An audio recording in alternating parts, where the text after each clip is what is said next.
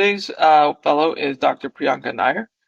She is a pediatric emergency fellow at Washington University School of Medicine in St. Louis, Missouri. She completed her medical education at Kasturba Medical College in Manipal, India, graduating in 2011. Following this, she pursued a residency in pediatrics at Indira Gandhi Medical College from 2012 to 2015. Dr. Nair further advanced her training with a pediatrics residency at the University of Miami-Jackson Health System between 2020 and 2023. Currently, she's engaged in a pediatric emergency medicine fellowship at Washington University, slated for 2023 to 2026. Dr. Nair holds board certification from the American Board of Pediatrics and maintains an active Missouri state medical license. Beyond her clinical commitments, she has diverse interests, including writing, creating aromatherapeutic oil blends, and watching Disney movies. Dr. Nair, is there anything else you'd like to add to that? Um, Hey, hi everyone. Thank you for having me here. I feel I have a very unusual sort of a journey. I have 20 years in medicine, but again, like I did pediatrics two times. So you can probably guess how much I love pediatrics. So everyone who has interest in pediatrics, ask all your questions. And pediatric emergency medicine again is like one of my big passions. I'm a big advocate for children's health. Um, and you're right about aromatherapy. I love that.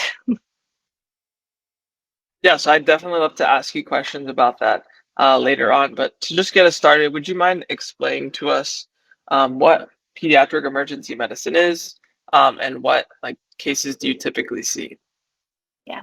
So pediatric emergency medicine is a subspecialty. So you can either get into a pediatric emergency medicine fellowship after doing a pediatric residency or a emergency medicine residency. So there are two pathways. It is a 3-year residency after it is a 3-year fellowship after you do a pediatric residency. It is a 2-year fellowship after you do a emergency medicine residency. Most emergency medicine residencies are also 4-year residencies, so it sort of like adds up. And then, so what you usually do is taking care of sick kids. You take care of traumas in pediatrics. You take care of codes. So you're running the codes in the ED. Cardiac arrest, anything that walks into the ED comes to you. Anything that gets referred to the hospital for admission comes to you.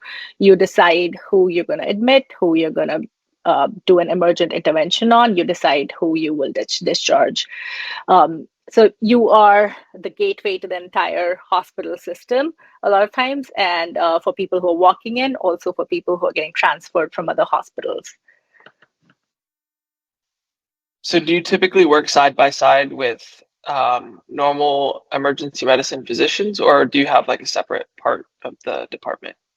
Yeah, so most pediatric emergency medicine physicians work in children's hospitals, which is staffed by most pediatric subspecialties. I work in a children's hospital in a children's ED. So it's mainly the pediatric emergency medicine physicians who take care of the highest levels of trauma or codes or highest medical complicated cases. It's taken care by the subspecialists who are specializing in peds EM. And then there are other patients who are also taken care of by the hospitalist who can staff the ED, peds ED, and emergency medicine graduates also. But usually the highest levels of acuity is triaged acuity is taken care by the pediatric emergency medicine subspecialist. And I know in adult medicine or adult emergency medicine, each emergency medicine physician is kind of assigned to one case and they typically take care of them along with the nurses. Is there anything else that's done differently in pediatrics? Is there a bigger team? Are there any other differences in general between adult and pediatric? Yeah, mainly for pediatrics. And if you're a pediatric emergency medicine trained person, uh, fellow, or an attending, you're taking care of multiple patients. You usually have a resident taking in an academic setting. Initially, there is someone who's seeing the patient. They come and staff with you. You go and see the patient again, and then decide as a team what to do. You have all these subspecialists in the children's hospital. Um, who you can contact if you have a consult or to decide what the management should be. but it's almost like a multidisciplinary sort of an approach. But initially, you start the whole process. But we are seeing multiple patients at a time, trying to clear the waiting room, getting the people who are in our rooms either admitted or discharged, deciding that, making that call. So it sounds pretty similar to adult. Um, I guess the complication comes when you're also dealing with family. Does that make your job easier, or does it make complicate things at all? Honestly, I've been in pediatrics for a really long time, and it's sort of like is a part of my nature now. But I also work in adult emergency medicine. So when I do see that stark difference, when if you're a parent or if you've seen parents, they're pretty anxious about their kid, right? And I'm a parent too, so I totally get that. When you go with a kid and your kid is sick, you have a lot of questions. You want a lot of explanations. You want to decide what you want to do. So there's a lot of sitting with the family, explaining, um, counseling them, getting consent that is there in pediatrics. In adult medicine, there's a little bit less of that. I feel a little bit less of that conversation, explaining. Be in the pediatric emergency medicine setting, a child does not know what's going on. A lot of times the child is not able to communicate the pain or whatever complexity is going on. We do have very well trained people who know how to sort of like see this signs and examine a patient and know what's going on. We have child life experts who come and calm the child down, try to get procedures done. It's amazing. We so it's the whole teamwork. The nurses are trained in pediatrics as well, decreasing that anxiety, making sure we are interacting with the parents as well. We have social work who provide resources to the parents. So there's a lot of teamwork that goes on in the PEDS ED, because without that, it would be impossible to take care of these kids. I can imagine. We had a pediatrician hosted on here previously, and I think he talked about the one of the biggest challenges, especially as a primary care physician or pediatrician, was talking with family and explaining that, but also attending to the patient and like talking directly to them. Because at the end of the day, the pediatric patient is your patient, not their family. So how did you kind of come upon pediatric emergency medicine? Like how did that motivation or what led you to that specialty? Mhm. So initially, my love for pediatrics started in my second year of med school, when I started my peds rotations, and I realized it just became effortless. Med school is hard, but then when you go to a rotation and you actually get out of there, and you want more and you want to spend more time, that's when you realize that this is what I want in my life. I want to be happy. I want my work to be effortless. And that's where I realized that this is what I want to do for the rest of my life. And I feel that's played a huge role, just listening to that instinct. The fact that I sort of like seamlessly blend into pediatrics, and then I'm able to do my job without it feeling like a big job to me. You know what I So I feel look for that instinct. But pediatric emergency medicine was because I during my pediatrics residency, my first one in India, and then when I was working in India in the role of a hospitalist, working in the ED every fourth day. So I would just see that I really like this. I like working in the ED. I also like intensive care. So those are the two things I was thinking of, either pediatric intensive care or peds ED. I like the high intensity situations, leading a code, making those big decisions. Peds ED gives you this unique opportunity of calling the diagnosis. You're the first person with no you don't know anything else about this patient. Nobody else has sort of like made a diagnosis. So it's almost like being in a quiz competition, and this is what it is. You do all the mind work and you're sort of diagnosing the patient, you decide what's going on. And it gives me a lot of satisfaction. I know it can be overwhelming for some people, but that sort of like made me feel good. And I would really be happy when what I thought it was would be true. I would like follow up patients and be like, okay, so that was right. Oh no, I should learn from this. And I would learn from my mistakes and build on my strengths. So that's how I realized that I really like being the front line, like right, being there, making those decisions, making those diagnoses. And a lot of my friends did not like it. They were like, this is too much. That's too much adrenaline for us. But just I just liked it. And that's why I feel that you just realize when you're there that this is what's working for you. I chose pediatric ER for that. And also I like the shift-based work. Peds ICU is not a shift base, it's every day. You're thinking about your patient after your work hours because you're going to see the same patient again. So that sort of like was a hard thing for me to do, to sort of like separate myself from my professional life and not to dream about my sick patients. Because ICU, that would happen no matter what. I would be stressed about someone who's really sick, think about what I'm going to do the next day. But in Pete's ED, I had the opportunity to sort of like get my adrenaline, you know, make sure the patients were fine, and then I hand them over and leave and not think about them. So that is exactly where my spot was. That's how I decided. That's really cool. I've never thought of emergency medicine as like the first people that are making a diagnosis. That's so obviously with something like that, I'm assuming there's going to be some pressure to, make the right decisions, and I'm sure it's challenging. Is there a way that you like adapted to that, or is that something that you just like naturally figured out you were good at doing? I feel there's positives and negatives to it. You get to make that diagnosis, but you also get to hear from the floor team or the ICU when your diagnosis is wrong, or when you did unnecessary labs or investigations, or you did something that did not sort of like the history completely changed by the time they went to the floor. That happens all the time.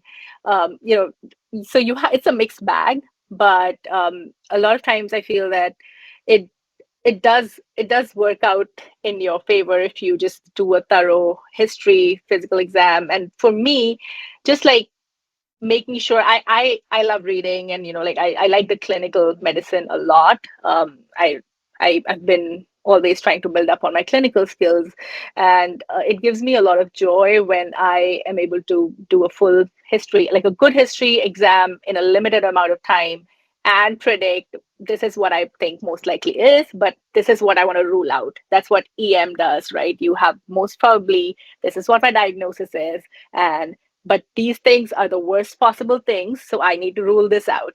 So I think everything is a learning process, and I've been wrong. I would not say that I've always been right. I've made mistakes and I've learned from them, like most specialties. But in EM, the stakes are pretty high. um, you can lose a life if you make big mistakes. That's how you have a team with attendings, you have multiple people to see what's going on. And um, but again, like mistakes do happen no matter what, but we try our best to be very thorough. Especially in pediatrics, we just like do a lot more in general, because again, like kids, they're a very sensitive population. um, we make sure that we are covering everything possible. We also do a lot of social stuff as well, getting the social work involved, making sure there is no medical neglect. There is nothing concerning. Is this patient okay for a safe discharge? There's a lot of things that happen before we can discharge a patient in the PCD. I think it's fun. I mean, there are lots of things, and when they come along, it's fun. Although there's a lot of pressure, but still, you just learn as you go. And maybe you need to have a specific personality to get into it and be okay with your failures or your mistakes and just learn from them. And as you go ahead in your career, you realize that it's fine. You did this, but now you are stronger, you've learned this, and you push yourself ahead. So it sounds like there's a lot of moving parts, checklists, and things that have to constantly go through your head before you admit a patient, discharge a patient, or move them on to another specialist. So, how do you keep everything organized? Do you have like a mental checklist? Do you rely on your team? Does the hospital itself have like some kind of system? Like what strategies do you use? I always say ED is like organized chaos. It is chaotic, but it is you just get to the point where you're able to organize that chaos, and you know exactly what all needs to be done and what are the points where the system can, the fail, or what's the point where things can go wrong. It comes with experience, and eventually, like, I have a mental checklist. If you walked into a busy ED, you would realize there's just no time to like note things down, and there's literally no time. You're seeing so many patients. You're probably seeing a sick patient, and then another trauma walks in, and then like there's so much going on. You just have to be able to sort of like have a mental checklist for every patient. Then again, a team really helps a lot when you have more people working with you. You have a nurse, you have a resident working with you. So them and the PA, the techs who are there with the patient doing their vital signs. So lots of people who can communicate with you if things are wrong, and we create an environment where they are able to tell us, if we mess up or if they mess up, we are able to like talk about it and sort of like make things right. But again, it's usually a mental checklist, and it gets better as you are going further in your career. When you made those mistakes, learned from it, you know exactly what it's going to be. So I ask my attending a lot of times, this patient, did I miss something? And it's a very usual thing. I mean, I think in medicine, it is okay to ask people if you're wrong. It's better than being wrong, right? You just need more eyes on everything, especially in such high stakes situations. Yeah, definitely. We had another physician talk about the Swiss cheese model, where the idea was like, even if you miss something, ideally one or two other people catch the mistake so that nothing is left Yeah. going wrong. So, do you mind explaining to us maybe one or two maybe cases that you've had recently, and maybe like from something as simple as the cold or something less severe all the way to like trauma or an extreme situation? Yeah, absolutely. Um, so I work in a level one trauma, but again, like all children's hospitals are very different. All pediatric emergency medicine departments are very different. I see a lot more of high intensity stuff in our hospital. We see a lot of referrals being flown in. We see a lot of penetrating injuries in kids, which is unfortunate, but this is in St. Louis is has the highest number of penetrating injuries in pediatrics in the country. So I see more of that, but we do see a good number of these cold, like runny nose and concerns, parental concerns. So I'll start with the least acute of these cases. But again, that actually requires the most time. A lot of times in our triage would just say parental concern, and you have no idea what that parental concern is. You go to the triage tab, you see it, and there's like a little bit, something written like parents feel that the child is fussier than usual. It's a 2-year-old, more fussy, or the parent feels that the child has a rash, or the cheek is swollen, things like that. So when a kid comes in, again, it's again a learned thing to not dismiss it by just looking at the triage, because there's so many times you are burned in pediatrics, you believe that it's nothing, and you walk in thinking that you're like it's fine, and then it turns out to be something big. Big again, because kids cannot tell you what's going on, right? So I've seen kids who had the cause, you figure out that there's been some or kid. So I have to approach every case and do a full exam, not a one step.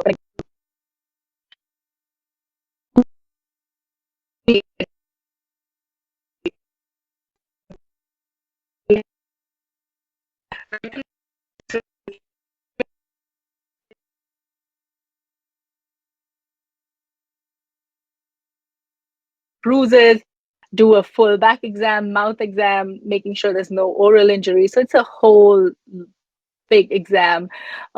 If it is fussiness, again, it can be in something called as intussusception, which is obstruction of the bowel, which can happen in kids. Kids can become fussy, intermittently cry, and then be fine, and then they can again cry, then be okay.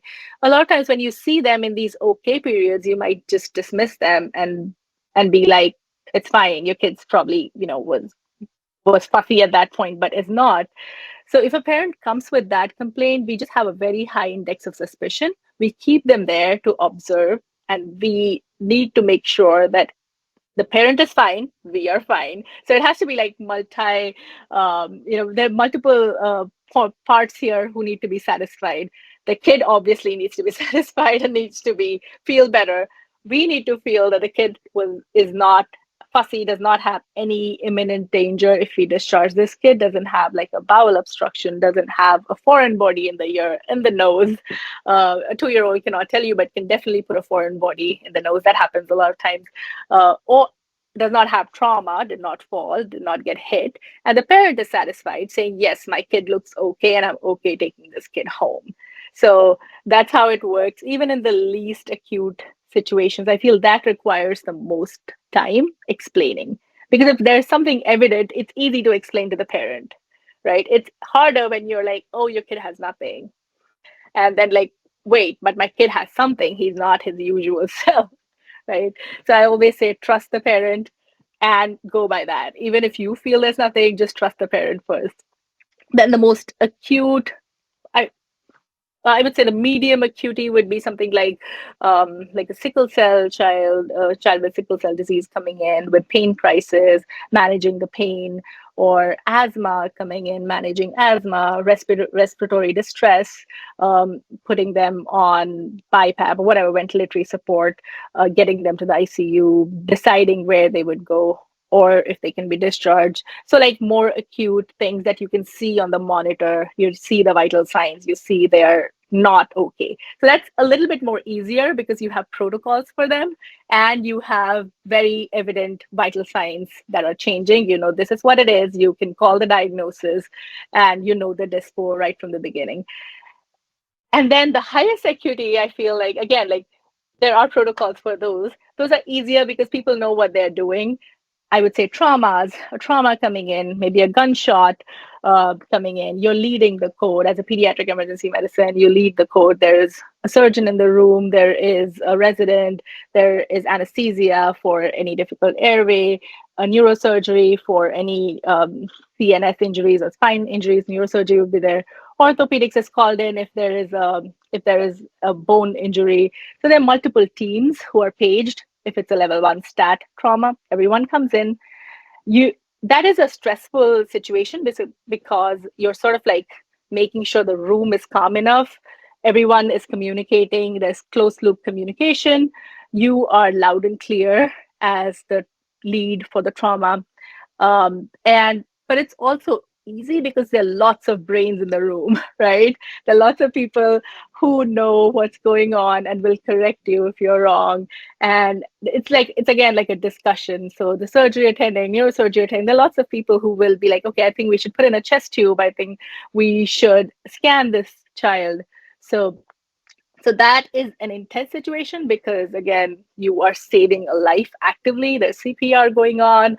You're putting in central lines. It's like what you see on TV, but it's run a lot better because there are lots of people there. There is a protocol. You know exactly what you're going to do. It's going to be the OR or the ICU. So I feel like that's the most acute thing. Again, like I enjoy all three different types of acuities. I feel the hardest ones are the least acute ones because it is hard. You don't want to send a kid home and that kid coming back in a bad condition. Yeah, that makes sense. I guess you typically wouldn't think of it that way. It would seem like trauma would be the most difficult, but that also makes sense where you don't want to miss something by accident, it being worse than it actually is. So, just a couple questions based off of what you just said. So you mentioned that you would be leading a team, like an acute trauma case. Is this something you get to do as a fellow, or do you get to watch Yeah. somebody else do it, or how does that work? So in first year, we usually our second or third years lead the trauma codes with our attendings. In first year, we usually do our airways. It's, it differs in every fellowship, but in our fellowship first year, just so that we get enough airway experience, we are intubating a lot, so we do that with. We have anesthesia standing with us for any help. But in second and third years, we lead our traumas, both our trauma minors and trauma stats. Trauma stat is the highest sort of trauma, and then trauma minors are where it's not like a big, there is a trauma, but again, you don't require all sort of resources there. So you lead those traumas, you have your attending with you, in the back whispering in your ear if you need anything. As you grow into a fellowship, by third year you're doing it all on your own, but again, the attending's around if anything is needed. As you get into your attending, and when you become an attending, then you're obviously leading the whole trauma. So by the end of your third year, you are completely doing everything on your own. I feel that different fellowships have different sort of experiences. We see a lot of trauma, like a lot of trauma, so we get to do that a lot more as compared to other fellowships. And what age range are your patients typically? Does it go up to 18, 21, 25? 22. Yeah. Okay. And then obviously with, especially acute trauma or just emergency medicine and pediatrics specifically, I'm assuming you'd see a lot of, difficult scenarios. Um, and is that emotionally tolling at all? And how do you deal with something like that? Yeah. I mean, I feel I've definitely had these instances where especially traumas, when you lose a patient, you try your level best and you lose a patient, you feel that you've let down the family. Although you've done everything possible, but then in your mind, I've had a lot of times when I'm like driving out of a shift and it's like midnight, and I'm thinking what else could I have done, and I'm thinking about it for the next few days, and I'm replaying the scenario in my mind. What if I had done this? What if I had like intubated this patient earlier? Would that have changed anything? So you're like replaying the scenario, trying different parts, like changing different parts and seeing what the outcome would be. It's very common for that to happen. And I feel that you need a strong group of people that you work with who you can talk and process it with. My partner, my husband, he is pediatric gastroenterologist. So I do talk to him, but I realize that I'm like sort of like passing that on to him. And, that's not an area that he sort of like sees every day. And that can be harder on him than on me. And I've realized that the best thing to do is to discuss it with my co-fellows and the attendings that I work with, because they see this more commonly, and and they have the same experiences. So we usually, like, after something like this, I'll post a message on my group text with my fellows saying like, hey, this happened, I feel terrible. And then they're like, oh, that's completely okay, and this has happened to us, and we have like the shared experiences.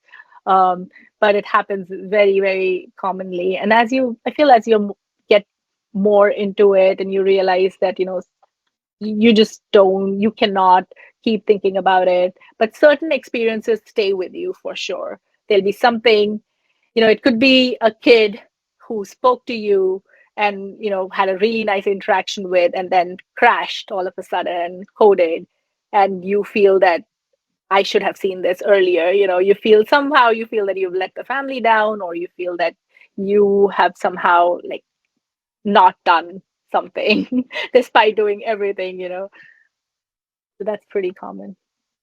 Are there any resources that the department or the hospital also provide physicians with?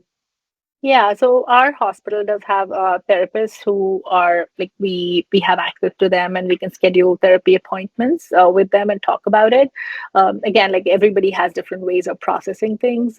We discuss about it very often in our conferences.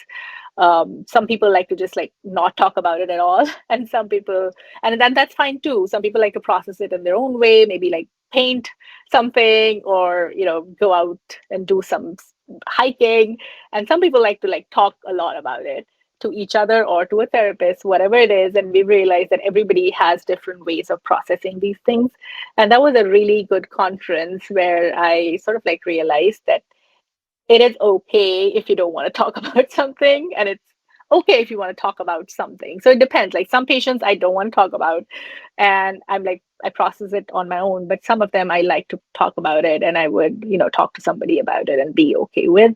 You just like figure your own thing out as you go through your career.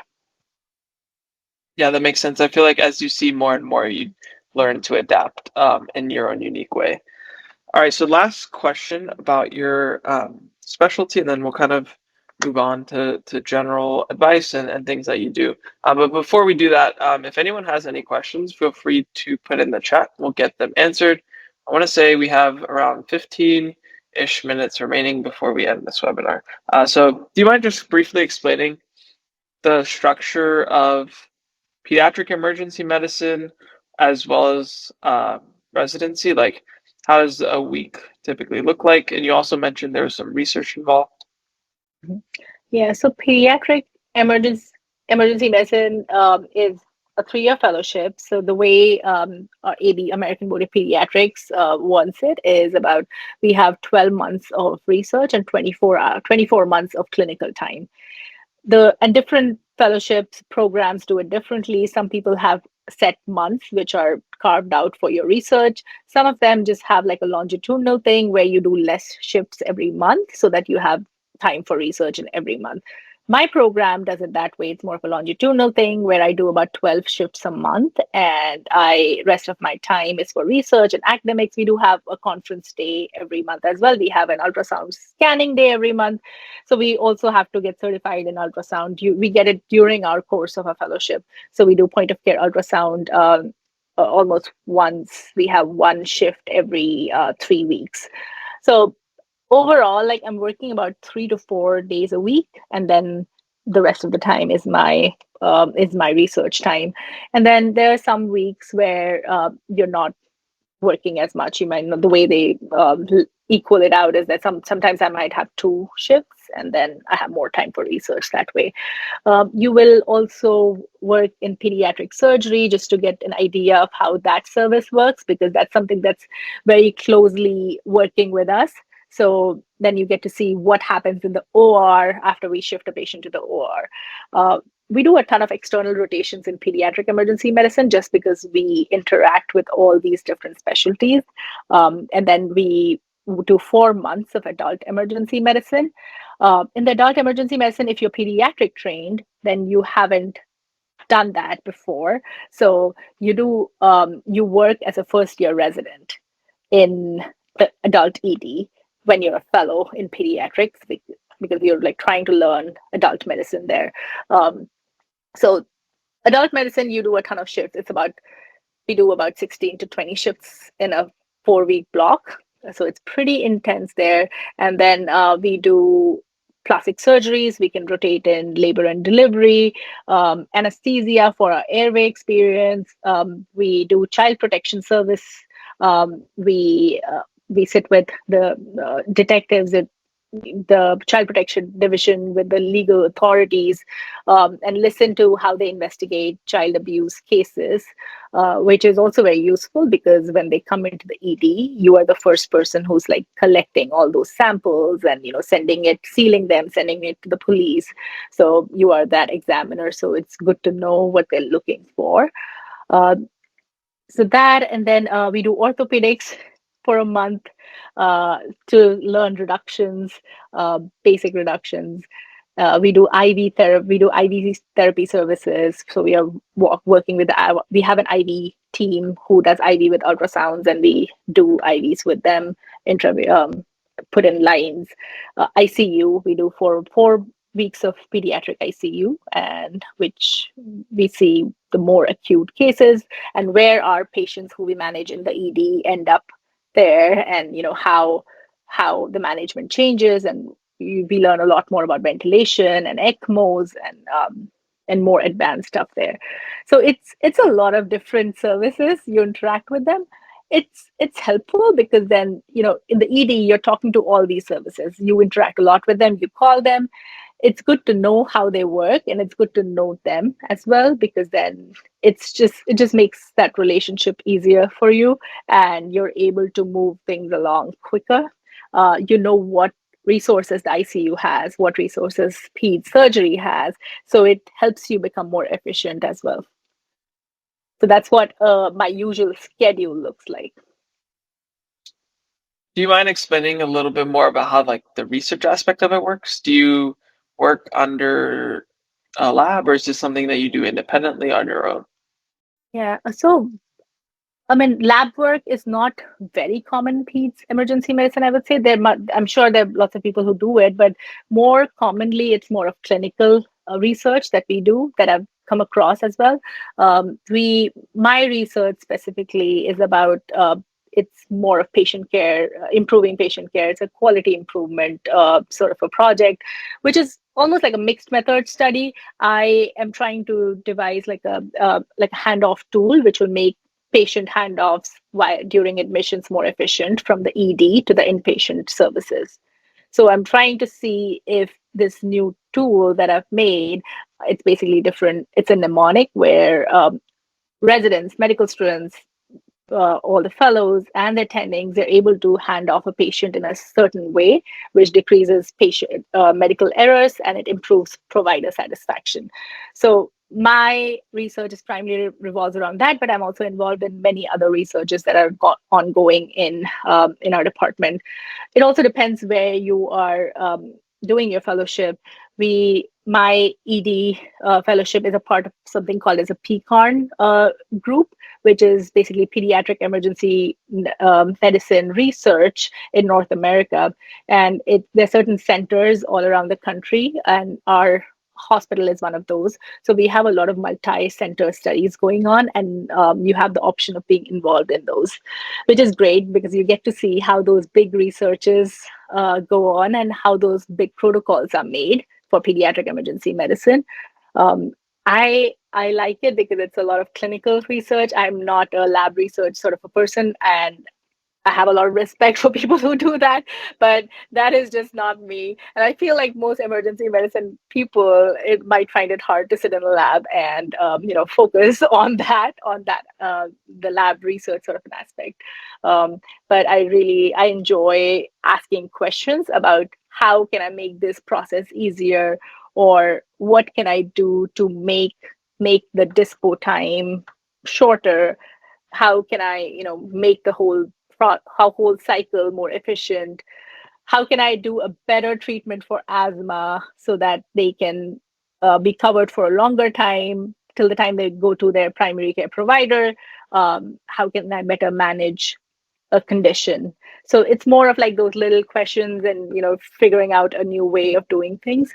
I think that's where most pediatric emergency medicine focuses. And obviously there's like the registries, there's trauma registries, figuring out all the gun violence that's happening, or pediatric motor vehicle accidents or ingestions. And so there are lots of people working on that. Do you have a lot of flexibility to pick what kind of research you want to do and what you want to do it on, right? Yeah, absolutely. So again, it's very program dependent. In my program, I do have a lot of options because there is a lot of research going on, and you get to pick what you want to do. But and I feel that's really important because then you're just more passionate about your research subject. My project, my handoff tool project was something that I thought about during residency, and I was able to do this during fellowship, and there was a lot of support, and I was able to like actually see this come into existence, and we've rolled the study out, and it's been a great experience so far. All right, we have one question in the chat. Amaya Brown asked, are most doctors on call or in hospital, and what do you do in the meantime when waiting for a child to go into surgery, especially during an emergency situation? So is so are you talking about the pediatric surgeons, I'm guessing? So we definitely do shift based. So our shifts are either 3 to 11, and then we hand off our patients to the next person who comes in. But in a trauma center, usually there will be an in-house surgeon, there would be an in-house orthopedics, there would be an in-house plastic surgeon, in-house neurosurgeon. those are one of the criteria for a level 1 trauma center. So you are able to mobilize things faster and get a surgery done. So most of those doctors will be in-house, and they would make sure that the transition happens and they get to the OR. So that it's a lot of like multidisciplinary sort of a setting. You work together, figure out what is the easiest thing to do. Is it to get the patient directly to the OR? Is there an OR bed available? Is the surgeon available? Is the neurosurgeon available? If not, then the patient goes to the ICU and then eventually goes to the OR after that. So what is the best place for this specific patient to be in? All right, thank you for answering that. We're going to start wrapping up. If anybody else has any other questions, please put them into the chat. But we always like to end with these two final questions. One is, can you talk a little bit about your personal health and wellness strategies and how do you avoid burnout? Yeah, I think that's a really important one in pediatric emergency medicine. And I would say that I'm finally at a point where I sort of know what to do. I feel like when I walked into it in my first year, I definitely felt that I was like trying to do more on my shifts. I was trying to sort of like get the best out of everything. You know, you're trying to work hard, like you work as a resident, right? And then you were also feeling burnt out after a point because all this is new. Everything is very acute. You're seeing a lot of these acute patients. There's a lot of adrenaline in you all the time. You just feel that you need some time to just like not talk to anyone, just be by your own. And it's taken me some time, and I'm sure like there are different things that work out for different people. For me, what works is just spending time with my family. I try to finish my notes at work before I come home, so I'm not bringing that home. A lot of times I will have it because if it's too busy, then I have to do it at home. I try to work out. I try to have that as a scheduled thing. So I just feel that the days I work out, I feel good. Just like more energy. I'm ready to, ready for the adrenaline. So that really helps. I have a lot of hobbies. I keep like switching hobbies all the time, and aromatherapy was something that I'm into. I also do some calligraphy. I draw. Um, uh, so I do a lot of different things, and that alone time and just doing something on my own is just really, really important. I meditate during my drive to work. I will play um, a, a meditation podcast or something, and I just listen to it. And that I feel has really helped me decompress. It's a long drive. I drive for about half an hour, about 30 to 45 minutes. And usually just like driving into it with that calmness and peace has really helped me a lot. um, I feel in the last 2 to 3 months I've been doing that, and I've seen a significant change in the way I feel during a shift and after a shift. I'm able to process things better, and again, just like as you get better at what you do, and as you get more confident and you get more integrated into the system, you feel better. You're less anxious. You're doing things the way you want to do, and you feel that things are smoother. You figure out your way of working in your own specialty. I think Pete's EM, it's just all about just figuring out where to draw the line, how to relax, have your support system, have your people who you can talk to. I think those things are super important in Pete's EM. Can you tell us a little bit more about aromatherapy? I have no idea what it is at all. Yeah, so I really like if I smell a perfume, I can tell you what the top notes are, what the mid notes and the base notes are. Just like something that I really like to do. I would actually smell something and like, wait, I smell some cinnamon here. I smell, I'm like, I like doing that, and I just started making my own perfume blends, like with natural aromatherapy oils. I started making different blends, and I read a lot about it and how certain fragrances can elicit a certain nostalgia in your life and make you happy in a certain way. So I've been trying to like use a lot of these blends to sort of like for focus, for energy, also for just like you know how you use eucalyptus for just like cleaning out your sinuses, and that's it's a age old thing that people do, and that's something that I have been doing more, and I've realized that I really like it. I really like, it makes me really calm. I enjoy it. Just something I discovered because of the perfume. Now I'm like getting sourcing my essential oils from places which without any chemicals there. I'm trying to like get those and then make those blends myself. I gift it out to my co-fellows, to my friends, and I just like enjoy doing that sort of a blend. And I diffuse it and just enjoy myself, feel good about it. That's so cool. That's definitely easily one of the most unique hobbies we've heard on this platform. So thank you so much for sharing. You're welcome. So the final question that we always end on is one piece of advice that you'd give to students, and then also one thing that you would recommend students to not worry about. Like it's something that students typically worry about, but it's just not worth worrying about. And just for some context, most of the students on here are undergraduate students, and we also have some high school students, I believe. Yeah. Um, I think what you should focus on is getting different experiences. You will not figure out what you want unless say yes to everything. So if you have a rotation that you don't like so much, just go for it and figure it out. You don't have to do it, but you never know. You might just like it. So say yes to all the experiences initially, because that's just how you figure out what your niche is. It's something one of my mentors told me, just say yes to a lot of things initially. As you grow older in your career, you can say no, but initially just say yes, because you don't know what your calling is, and that's just how your calling comes to you. So I would highly encourage that. And also like having strong interpersonal skills is something that can like take you places. Be nice to people who you work with. That really goes a long way with the nurses, or when you're doing your rotations. People remember you if you're nice to them, even to the person cleaning the rooms.